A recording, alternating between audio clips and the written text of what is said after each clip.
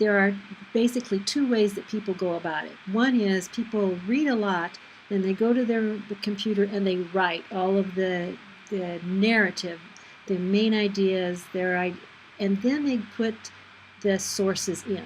And that works well for some topics and sometimes. There are other times where people lay out their sources one after another, and then they stitch it together with their narratives. There are pitfalls and strengths to doing either one of them, but if you're having trouble writing in one way, try doing the other. If you're using all of your sources and you're having trouble making sense of it, put all your sources away, write, and then stick the sources back in. On the other hand, if you are writing and you go page after page and there's no sources, or you're using the same source over and over, then you need to go back and get a bucket full of sources and put those important pieces out there and look over there and see what is it that you want to use to support. Remember, this is a literature review. It isn't your own just synthesis of everything. You also have to use the literature that is in your topic. So either way that works, but if you're having trouble with one, move to the other and see how it works for you. When you're talking about using sources, there is a lot of reason that we put sources into our works. For example, we do them because they provide a context with what it is that we're talking about. And you see a picture of strawberries sitting over there. Without the context, you don't know whether I'm going to be talking about agriculture or whether I'm talking about making a fruit salad. The sources help to provide the flavor of what's going on. You can't really taste those strawberries on the screen, but your sources can describe them, can study them and give you research about them. They provide you some context or surround your ideas with what it is that you're really meaning by your major points. They strengthen your argument. It isn't just you standing on a soapbox. You take your major points and you put behind them the names of articles, books, and sources that would also stand on that soapbox with you. One of the things to do when you're looking about whether I should cite or not, I ask myself, would that author allow me to put their name after the comment that I just made? Would they say, yeah, that's what I was saying too? They make your paper more interesting, but guess what? If you use them wrong, they make your paper less interesting. So we're going to talk a little bit about that today. They provide you with new ideas that sometimes they give you some kind of organizational tools. Sometimes they give you a different synonym for what it is that you're saying, sometimes a different perspective of what it is that you want to talk about. They also reveal that there is a number of people on different sides on whatever your issue is. Your literature view needs to not show your biases. They need to show a 360 view of things. So you need to show research that's done that supports what you're saying, but also those that show limitations in what it is that you're talking about as well. They also help you to understand the reasoned argument, that you aren't, this is going to, by what you put in and by what you leave out, you are making an argument. It isn't very persuasive at this point in a literature review. It's more informative than persuasive. But without the sources, you don't have the experts to stand behind your reasoning. So when you're writing, remember your thinking is the centerpiece of what's going on. It is not stitching together according to this guy, according to that gal, according to this group. Those people's ideas should support the idea that you're making. So once you have your sources, it isn't reporting one after another. It is you making the lead sentence usually, unless, and sometimes their name leads the paragraph. But if you're continually going, Smith tells us this, Jones tells us that, Mark tells us something else, what are you telling us? Don't let their voices be the ones that run this paper. It's your paper.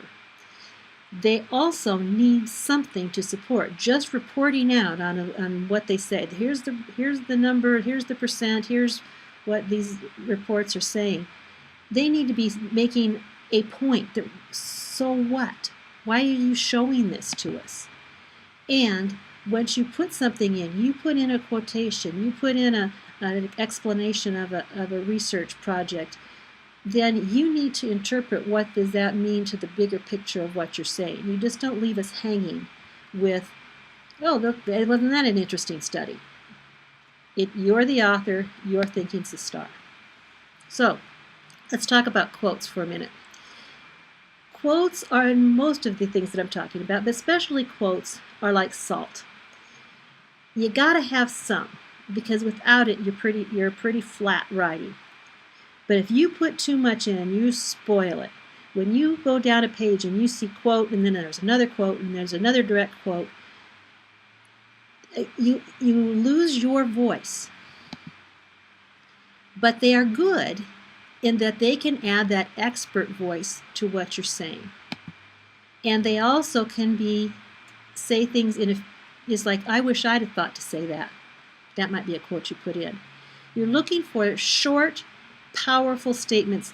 And what my rule of thumb is, could I say that as well or better myself?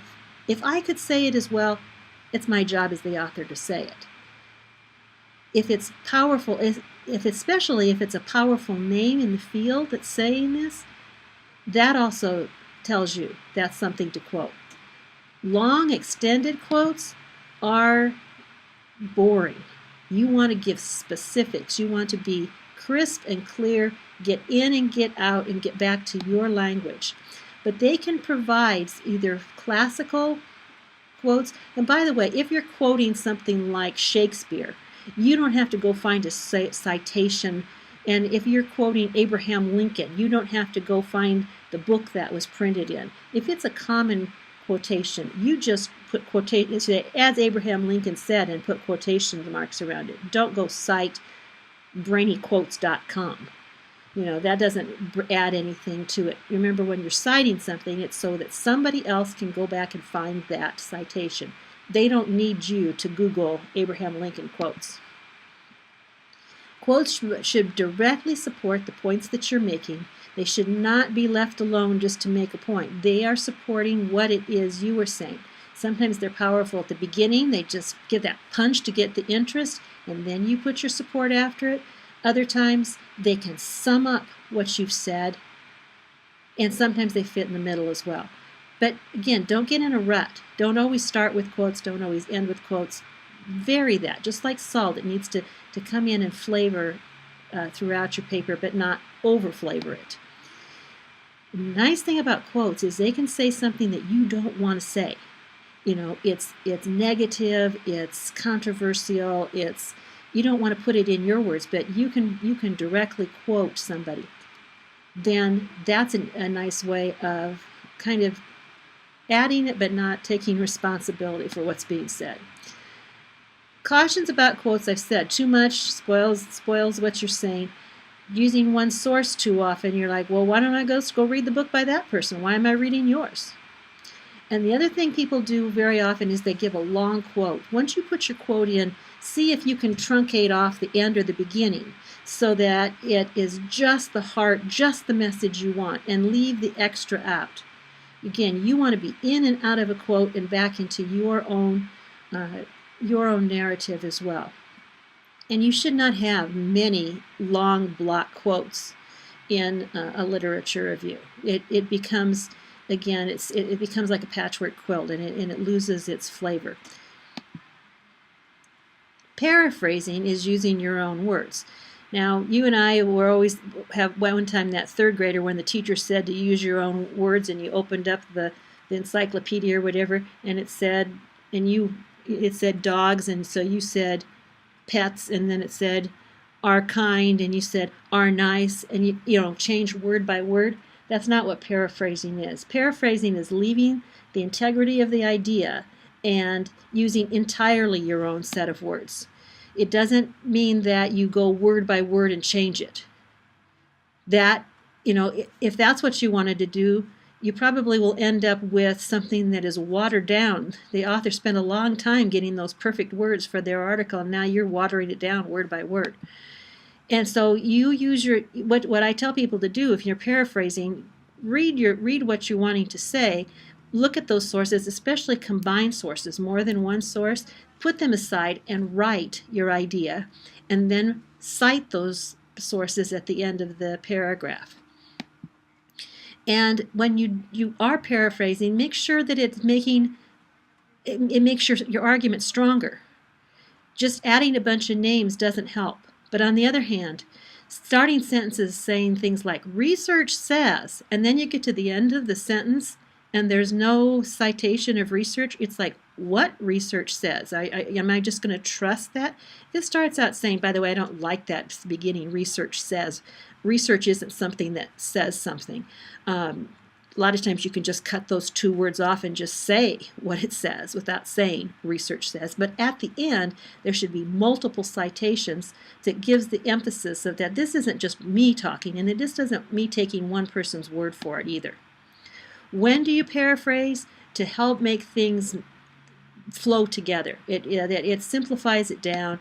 It clarifies what's going on. You don't have to, and I think it's important to bring multiple sources together in one paragraph to have this idea. Now, when you're starting out, you don't have the multiple sources, so there may not be so many times when you're using many sources. But in the end, you will continue to add more sources to what you're writing to make it have this richness that there's a body of knowledge behind what you're saying. Summarizing is different than paraphrasing.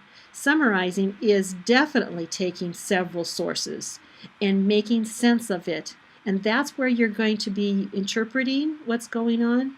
Summarizing helps you in condensing so that so what? And you will summarize each section of your literature review, and you will summarize the whole literature review as you're doing that. It helps you to get the extraneous things out, to create a summary of it, and it helps to let people know in the roadmap where they are. Okay, this is what I meant to say. Without saying the words, this is what I meant to say. You summarize it. You combine the sources so that it in the end, it's your ideas with many people behind what it is that you're having to say. You summarize, by the way, for another reason. If it's a minor point, you don't go deeply into quotes and so forth on minor things. You just summarize. I can remember saying many people have studied teacher quality. Well, that's a general idea, and I put several sources after that and walked away from that. I didn't have to explain what they studied, why they studied it. I went on to my point.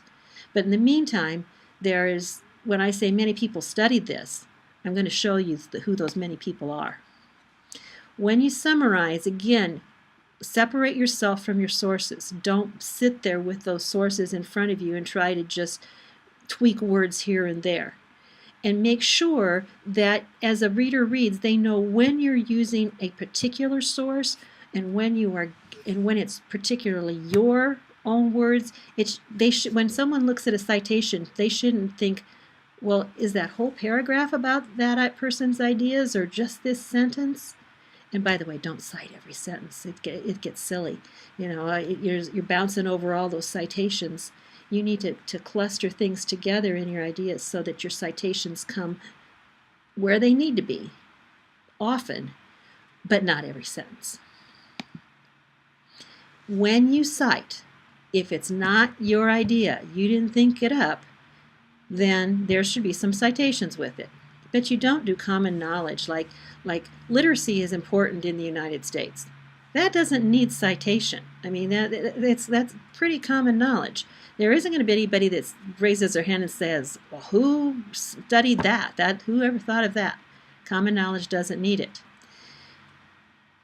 When you put in a citation, you can put it at the end of an idea, not necessarily the end of a paragraph, but the end of an idea that marks the boundary between this idea and your re-summarizing what's going on, that type of thing.